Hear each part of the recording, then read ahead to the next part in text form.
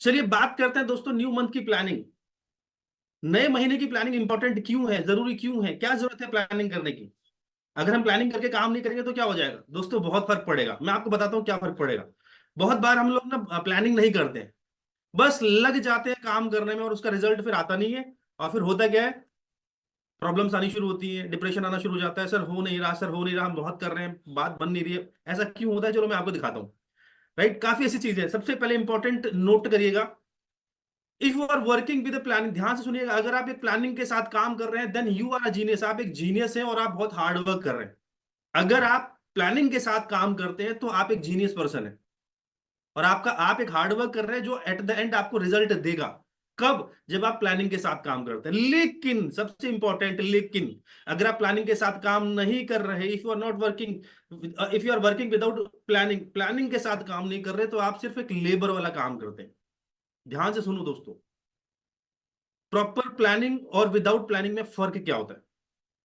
अगर आप प्लानिंग के साथ काम कर रहे हो यानी कि आप अपने लक्ष्य को पाना चाहते हो, यस और नो, और उसके उसके लिए आप कहीं ना कहीं मेहनत करते हो, एफर्ट्स लगाते हो और उसको रिजल्ट को पाते हो। लेकिन महीना शुरू हो गया, सर होगा, देखा जाएगा, हो जाएगा, वेरी बेस्ट, नहीं होगा कोई बात नहीं। तो ऐसा कौन करता है? जो सिर्फ विदाउट प्लानिंग काम कर रहा होता है। और विदाउट प्लानिंग काम करने वाला व्यक्ति एक लेबर की तरह है। लेबर का मतलब क्या है? उसको कोई मतलब नहीं है क्या काम हो रहा है क्या नहीं हो रहा है, बस उसको काम करवाया जाओ, काम करवाया जाओ। वो काम कर रहा है, उसको रिजल्ट से कोई मतलब नहीं है।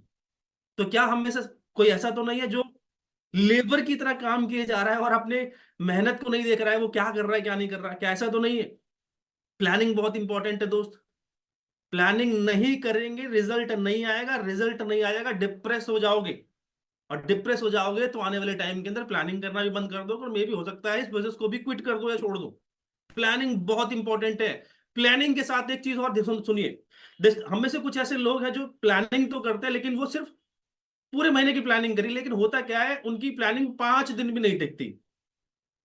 ध्यान से सुनिएगा, हमने प्लानिंग तो कर ली कि हाँ हम फरवरी महीने के अंदर ये करेंगे, फरवरी महीने के अंदर मुझे अपना ब्रॉन्ज डायरेक्टर या टीम बिल्डिंग बोनस हासिल करना है, फरवरी महीने के अंदर मुझे एलओबी निकालनी है, फरवरी के अंदर मुझे ये अचीव करना है। लेकिन 5 दिन भी उनकी प्लानिंग नहीं टिकती। प्लानिंग तो करी लेकिन प्लानिंग के ऊपर काम कौन करेगा? तो हम 5 दिन भी प्लान नहीं करते, और जब प्लान नहीं करते तो होता क्या है? एग्जाम्पल लेते हैं, आपने 3,000 पीवी का टारगेट लिया और आपने एक टारगेट लिया कि सर हर रोज मैं 100 पीवी का बिजनेस निकालूंगा। हर रोज आप 100 पीवी का बिजनेस निकालोगे तो क्या 30 दिन में 3,000 पीवी हो जाएंगे कि नहीं हो जाएंगे? लेकिन होता क्या है, हम पहले 5 दिन आराम कर रहे हैं। प्लानिंग तो थी 100 पीवी रोज करने की, लेकिन 5 दिन हम सन्नाटा है, बिल्कुल सन्नाटा है, अभी अंगड़ाई ले रहे हैं क्योंकि क्लोजिंग होके आई है फिर भी। अभी थोड़ा आराम तो कर ले, बहुत थक गए। जब हमारे 5 दिन निकल जाते हैं तो हमारा सारा शेड्यूल बिगड़ जाता है कि यार रोज 100 पीवी करना था, अब तो हो ही नहीं पाएगा। और जब जब ये लगता है कि हो नहीं पाएगा तो होता क्या है फिर? कुछ टाइम बाद उनकी पूरे महीने की प्लानिंग बिगड़ जाती है। सिर्फ वो 4-5 दिन के लापरवाही की वजह से उसके पूरे महीने की प्लानिंग बिगड़ गई, क्योंकि अब तो अगर मैं आगे प्लानिंग से काम भी करूंगा ना, रोज 100 पीवी भी निकालूंगा तो मेरा 3,000 नहीं जा रहा। आपके थोड़े से आराम के चक्कर के अंदर होता क्या है, पूरे महीने का सिस्टम बिगड़ा जाता है। सिस्टम बिगड़ जाता है, उसके बाद वो व्यक्ति कहता है क्या है, यार इस बार तो हो नहीं पाया, एक काम करते हैं ना, अब मार्च महीने से फिर से प्लानिंग करूंगा। 5 दिन की गलती से हुआ क्या? पूरे महीने का सिस्टम बिगड़ा। पूरे महीने के सिस्टम की वजह से हुआ क्या? अब हमने फिर मन बना लिया सर फरवरी में अब हो नहीं पाएगा, 15 तारीख हो गई, जो सोचा था वैसा चल नहीं रहा है। अब मैं ना सर एक काम करता हूँ सर, मार्च महीने से ना सिस्टम से काम करूंगा, तरीके से काम करूंगा। अच्छा, जब वो 2-3 बार ऐसा कर लेता है ना, अगर आप 2-3 बार ऐसा प्लानिंग बना रहे हो लेकिन प्लानिंग पे काम नहीं कर रहे हो, तो जनवरी में ऐसा हो गया, फरवरी में ऐसा हो गया, मार्च में ऐसा हो गया, 2-3 महीना करोगे, उसके बाद आप क्या करोगे? प्लानिंग करना ही छोड़ दोगे। अरे सर होता ही नहीं है। सर हर महीने सोचता हूँ डायरेक्टर बनूंगा, हर महीने टीम बिल्डिंग बोनस लूंगा, हर महीने सोचता हूँ कि एलओबी निकालूंगा, हर महीने सोचता हूँ कि साइड मेंटेन करूंगा। लेकिन हर बार का झगड़ा यही है सर, सोचता तो हूँ, प्लानिंग भी करता हूँ, लेकिन होता नहीं है। होता क्यों नहीं है? क्योंकि हम अपनी प्लानिंग पे टिके नहीं है। जो भी आप शेड्यूल बना रहे हो, जो भी आप प्लान बना रहे हो, जो भी आपका एक्शन प्लान है, उस पर टिकना है, काम करना है। सिर्फ प्लान बनाने से थोड़ी होगा। मैं ही बैठ जाऊं सर मुझे इसमें डीयूसीडी बनना है, लेकिन घर में बैठा हूं तो क्या डीयूसीडी बन सकता हूं? नहीं, उसके लिए निकलना पड़ेगा। अगर डायरेक्टर भी बनना है, अगर फास्ट एड भी करना है, तो घर में बैठकर फास्ट एड नहीं होता। फास्ट एड करने के लिए भी आपको घर से बाहर निकलना होगा, प्लान दिखाना होगा, ज्वाइनिंग्स करनी होगी, बिजनेस निकालना होगा। सिर्फ प्लान कर लिया सर फास्ट एड करूंगा, लेकिन पूरे महीने कुछ नहीं किया, तो हद मार के 40-50-60-100 पीवी की बिलिंग सेल्फ कर लोगे, फास्ट एड फिर भी नहीं होगा। इसलिए प्लानिंग बहुत इंपॉर्टेंट है। प्लानिंग 5 तरीके की, शॉर्ट में बताऊंगा, डिटेल में नहीं जाऊंगा आज मैं। 5 तरीके की प्लानिंग हम सबको करनी है। प्लानिंग नंबर 1, ध्यान से सुनिए, अपनी प्लानिंग करने से पहले हमें अपनी टीम की प्लानिंग करनी है, सबसे इंपॉर्टेंट है। वेस्टीज की टैगलाइन को समझ लो, आपकी सफलता में हमारी सफलता है। हम लोग ये लाइन भूल जाते हैं। आपकी सफलता में हमारी सफलता नहीं है, आपके टारगेट में मेरा टारगेट है। अगर मुझे ब्रॉन्ज डायरेक्टर बनना है, मैं अपने नीचे 6 लोग ऐसे ढूंढ लूं जिनका मैं फास्ट एड करा दूं, तो मेरा डायरेक्टर बनने से कोई रोक ही नहीं सकता। लेकिन हम अपना अपना अपना ध्यान रखते हैं, अपनी टीम का ध्यान नहीं रखते। ध्यान रखो, आपको अपने टारगेट बनाने से पहले अपनी टीम की प्लानिंग करनी है।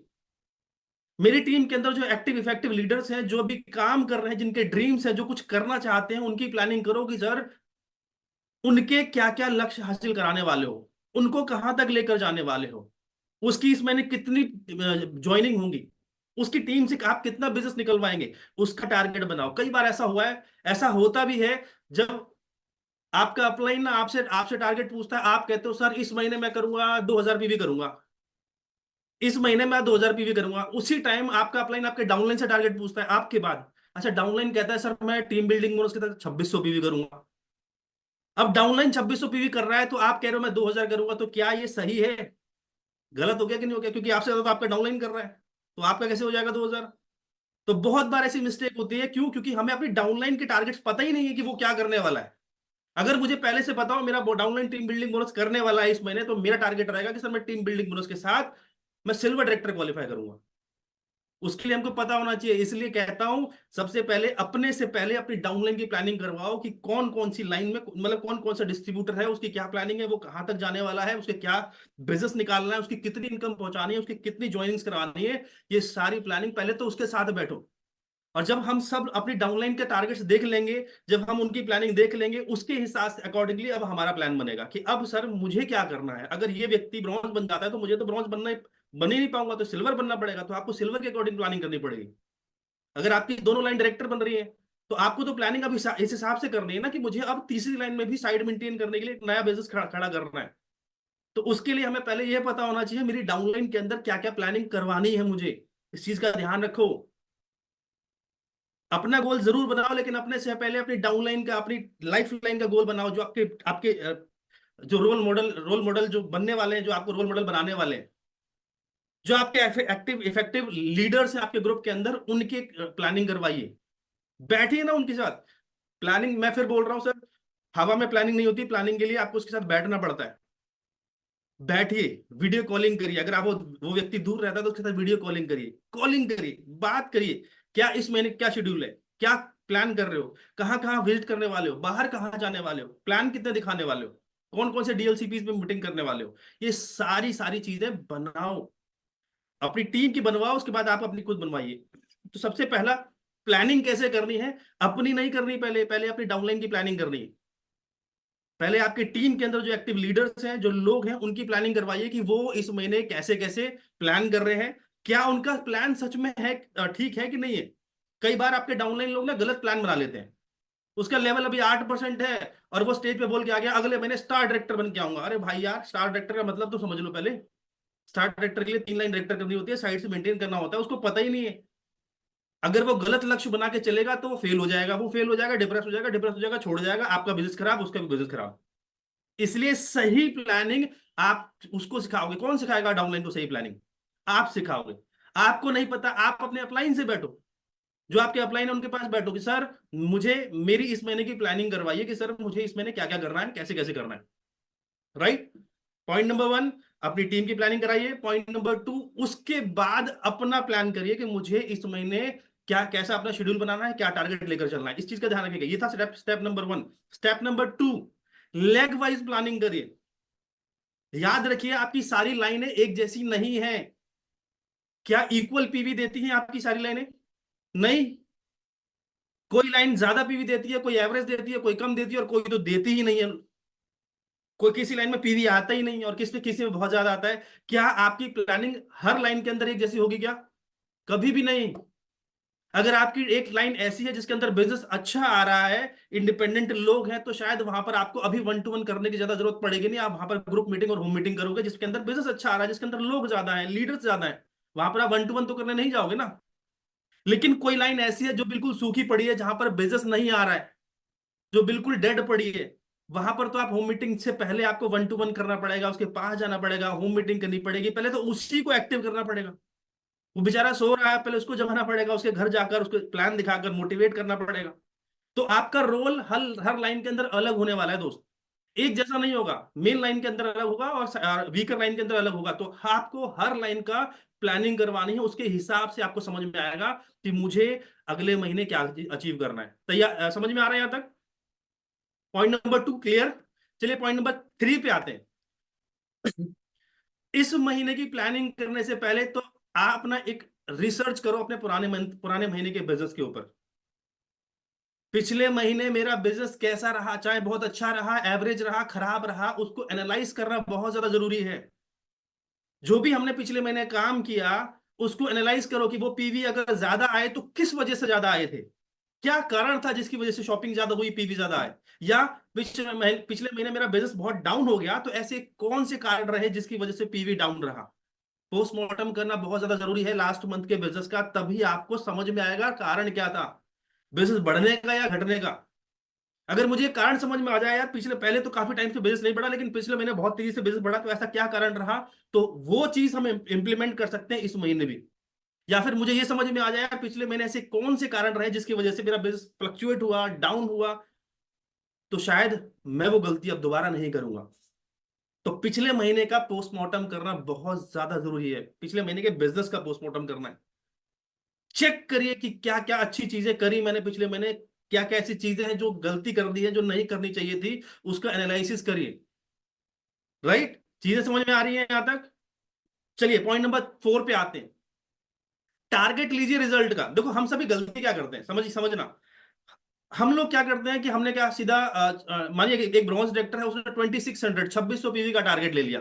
तो हमने क्या करा है एट द एंड, किसका टारगेट लिया है, रिजल्ट का, कि मुझे फरवरी महीने में क्या करना है, मुझे टीम बिल्डिंग बोनस अचीव करना है, मुझे डायरेक्टर लेवल अचीव करना है, मुझे फास्ट 8 अचीव करना है, मुझे इस महीने एलओबी निकालनी है। तो हमने क्या टारगेट ले लिया एट द एंड, 1 मार्च यानी क्लोजिंग वाले दिन मैं, मेरा रिजल्ट क्या रहेगा उसका टारगेट ले लिया हमने। राइट, हमने सीधा जैसे कल क्लोजिंग हुई है उसी तरीके से अगले महीने जब क्लोजिंग होगी तो हमने उसका टारगेट ले लिया कि मुझे इस क्लोजिंग के अंदर मुझे कितना बिजनेस निकालना है, कितना पीवी निकालना है। हमने एट द एंड रिजल्ट का टारगेट ले लिया। लेकिन रिजल्ट के साथ साथ दोस्तों हमको अपने एफर्ट्स का टारगेट लेना है। रिजल्ट तो आपको आखिरी में दिखेगा, लेकिन एफर्ट्स आपको पूरे महीने लगाने हैं। रिजल्ट आपको अभी नहीं दिखेगा कि हाँ रिजल्ट आया कि नहीं आया, लेकिन उसके एफर्ट्स आप अभी से लगाएंगे, रोजाना लगाएंगे, तभी वो लास्ट वाले दिन से पहले या वो लास्ट वाले दिन तक आपका रिजल्ट हासिल हो पाएगा। एग्जांपल से समझाता हूं, उदाहरण से समझ में आएगा आपको, ध्यान से समझिएगा, समझिए। मानिए इस महीने आपका जो टारगेट है वो आपने बोला कि सर मुझे इस महीने 20 ज्वाइनिंग करानी है। आपने क्या बोला कि मुझे 20 ज्वाइनिंग करानी है, 100 पीवी वाली, तो 2000 पीवी हो गया। ध्यान से सुनिए, आपने 2000 पीवी का टारगेट लिया और आपने बोला कि सर मुझे 20 नई ज्वाइनिंग करानी है। और सर मेरा एक एक एवरेज निकल के आता है कि सर मैं 3 प्लान दिखाता हूं तो मेरी एक ज्वाइनिंग निकल आती है, 3 प्लान दिखाता हूं तो मेरी एक ज्वाइनिंग कंफर्म है, मेरा ये रेशियो है। सारे सारे लोग तो मेरे साथ ज्वाइन नहीं करते, लेकिन हाँ 3 को दिखाऊंगा तो सर एक तो ज्वाइन करेगा ही करेगा, ये डैम श्योर हूं मैं। राइट, आपका एवरेज है 3 प्लान दिखाने पर एक ज्वाइनिंग। अच्छा आपका टारगेट क्या है इस महीने का, 20 नई ज्वाइनिंग कराने का। अगर आपको 20 नई ज्वाइनिंग करानी है तो आपको प्लान कितने दिखाने पड़ेंगे, क्योंकि आपका एवरेज है 3 दिखाते हो तो एक आता है, तो आपको 60 प्लान दिखाने होंगे तब जाके 20 ज्वाइनिंग आएंगी। अगर हम सिर्फ यही सोच के बैठे रहे 20 का टारगेट है, हाँ 20 का टारगेट कर लेंगे, नहीं होगा, क्योंकि आपने रिजल्ट का टारगेट बना लिया। मुझे टारगेट बनाना है, मुझे 60 प्लान दिखाने हैं, मुझे 60 प्लान दिखाने हैं। और जब मैं 60 प्लान दिखाऊंगा तो उसमें से गिरते पड़ते 20 ज्वाइनिंग तो मरते मरते आएंगी ही आएंगी। लेकिन होता क्या है, लोग अक्सर 20 ज्वाइनिंग का टारगेट बनाया तो 20 ही प्लान दिखाते हैं, इसमें रिजल्ट आता नहीं है, फिर फेल हो जाते हैं। हमें हमेशा टारगेट से ऊपर, अगर 60 प्लान है ना तो 60 की जगह 70 75 प्लान दिखाओ। क्यों? क्योंकि हो सकता है यार फरवरी महीने में मानो तबियत खराब हो जाए, फरवरी महीने के अंदर मानिए कि मौसम थोड़ा ज्यादा बिगड़ जाए, बारिश वारिश हो जाए, आपके 2 3 दिन खराब हो जाए, कुछ ऐसा भी हो सकता है, बुखार आ जाए। अगर 1 2 दिन मेरे ऐसे खराब होगा तो ऐसे तो मेरा टारगेट पूरा होगा ही नहीं। इसका मतलब है मुझे 60 प्लान नहीं, मुझे अब 70 से 75 प्लान दिखाने हैं, तो मेरी 20 ज्वाइनिंग आना कंफर्म है।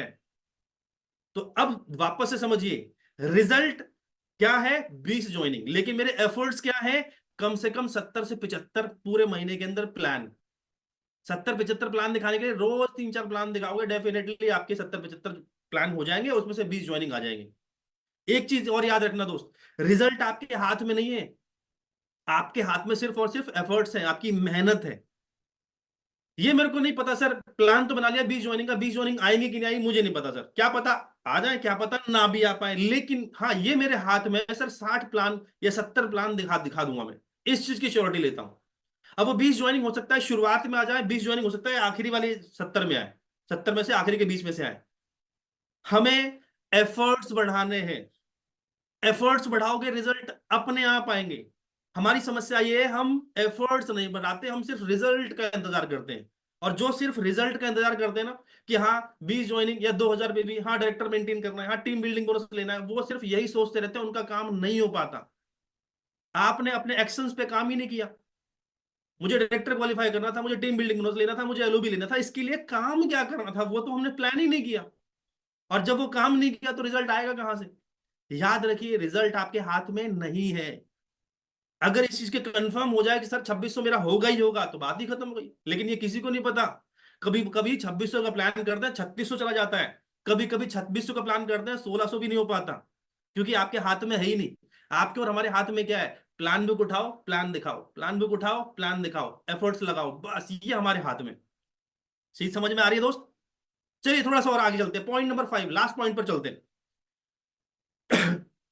रिजल्ट के साथ साथ आपको डुप्लीकेशन के प्लान भी का टारगेट भी लेना है। रिजल्ट के साथ साथ आपको डुप्लीकेशन, मतलब क्योंकि आप वन मैन आर्मी बन के काम करोगे, बिजनेस नहीं कर पाओगे। आपको टीम खड़ी करनी है अपनी, और टीम खड़ी करने के लिए आपको डुप्लीकेशन का टारगेट भी लेना है। ठीक है यार, मुझे टीम बिल्डिंग बोनस लेना है, मुझे डायरेक्टर बनना है, मुझे एलओबी लेनी है, मुझे टारगेट हासिल करना है, लेकिन इसके साथ साथ एक टारगेट और बना लेना है इस महीने। क्या? एक टारगेट बनाओ कि मैं कम से कम सिर्फ 5 प्लानर तैयार करूंगा। मैं 5 लोग ऐसे तैयार करूंगा जो अपनी प्लान फाइल उठा के लोगों को प्लान दिखा सके। अभी मैं अकेला प्लान दिखाता हूं, लेकिन फरवरी के अंदर 5 ऐसे लोग खड़े कर दूंगा जो अब इंडिपेंडेंटली प्लान दिखा पाएंगे। ऐसे ये भी टारगेट लेना, कितने लोग खड़े करोगे इस महीने? ऐसे कितने लोग तैयार करोगे जो प्लान दिखा सकेंगे? इसका भी टारगेट लेना है।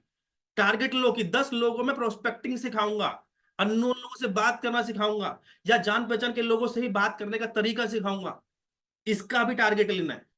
ऐसे कितने लोग हैं जिनकी आप जितने नाम आप अपनी लिस्ट में ऐड करोगे, आपने जो लिस्ट बना रखी है ना उसके अंदर और कितने नाम इस महीने ऐड करने वाले हो? टारगेट बनाओ, 10 20 30 40 50 कितने नाम ऐड करने वाले हो, क्योंकि वो आपका रॉ मटेरियल है। इसका टारगेट आपको चाहिए। टारगेट बनाओ कि मुझे कम से कम 4-5 लोग, 2 लोग को भी कम से कम स्टेज पे खड़ा होना सिखाना है। मैं देखता हूं अक्सर दोस्तों, जब सीएनटी प्रोग्राम हमारा, हम कभी भी सीएनटी प्लान करते हैं, सीएनटी प्लान करने पर जब हम देखते हैं यार कोई बंदा, कोई भी आदमी है जो जिम्मेदारी नहीं ले रहा। अगर मानिए सीएनटी या प्रोग्राम किसी वजह से लेट हो रहा है, तो एटलीस्ट एक आदमी ऐसा होना चाहिए जो स्टेज पे जाए, स्टेज को संभाले, जो थोड़ा सा लेट हो रहा है, वो समय जो खराब हो रहा है उस समय को वहां पर जाके भरे। अक्सर लोग यही मिस्टेक कर जाते हैं, उनको स्टेज पे खड़े होने में डर लगता है। तो आपको क्या करना है? खुद सीखना है, स्टेज पे खड़ा होना सीखना है, और अपनी टीम के अंदर 4-5 लोग ऐसे तैयार करो जो स्टेज पे पकड़ बना सके। जब तक प्रोग्राम शुरू नहीं होता, मानिए मास्टर ऑफ सेरेमनी है, उसके अंदर अपनी पकड़ बना सके, स्टेज पे खड़े होकर प्लान फाइल पलट के ऐसे खोल के प्लान दिखा सके। ऐसे लोग तैयार करने हैं आपको। और कम से कम, जैसे एक टारगेट और ले लो कि अपनी टीम के अंदर 2-4 लोग, 5 लोग या 10 लोग मैं होम मीटिंग करना सिखाऊंगा। ये बहुत इंपॉर्टेंट है। हमारी टीम के अंदर, हमारे ग्रुप के अंदर, हमारे लोगों के अंदर अक्सर सबसे बड़ी प्रॉब्लम क्या आती है? उनको होम मीटिंग करनी नहीं आती। उनको लोगों के घर पर जाकर प्लान बुक से प्लान दिखाना नहीं आता।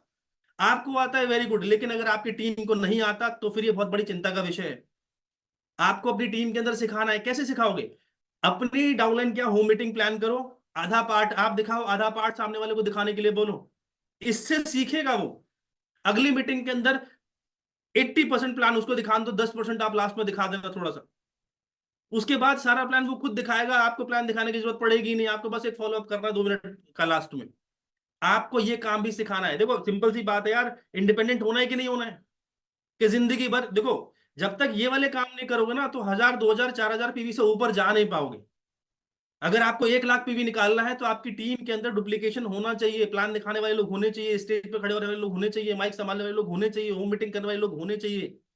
अकेला आदमी बहुत बड़ा बिजनेस नहीं कर पाएगा अगर अपनी टीम को सिखा नहीं सिखाया तो हमें अपने इस महीने के टारगेट के साथ जो भी आपको पीवी निकालना है, जो भी आपको चेक बनाना है, उसके साथ साथ कुछ डुप्लीकेशन वाले टारगेट भी ले लेना कि यार कम से कम चलो 2 ही ऐसे बंदे तैयार कर दूंगा जो प्लान फाइल उठा के प्लान पलट के दिखा सके। अभी कोई नहीं मेरी टीम के अंदर, लेकिन 2 ही ऐसे तैयार कर दूंगा। एक टारगेट ये भी लेकर चलो ना यार। आपको अपना पीछा छुड़वाना है कि नहीं छुड़वाना है, या जिंदगी भर डाउनलाइन के प्लान दिखाते रहोगे? डाउनलाइन के प्लान दिखाना गलत नहीं है, लेकिन जिंदगी भर डाउनलाइन के प्लान दिखाना बहुत ज्यादा गलत है। जल्दी से उसको सिखाओ और फ्री छोड़ो, दूसरे के पास जाओ उसको सिखाओ और फ्री छोड़ो। ये बिजनेस में कहा जाता है कि अपलाइन से सीखो कैसे, डाउनलाइन को सिखाओ ऐसे, और बीच में कमाओ पैसे। अब हम अपलाइन से तो सीख रहे हैं लेकिन डाउनलाइन को सिखा ही नहीं रहे, तो बीच में पैसे आ ही नहीं रहे। सबसे बड़ी चिंता का विषय है ये। तो ये 5 ऐसे पॉइंट है जो आपकी बहुत ज्यादा मदद करेंगे इस महीने के अपने टारगेट्स लेने के अंदर।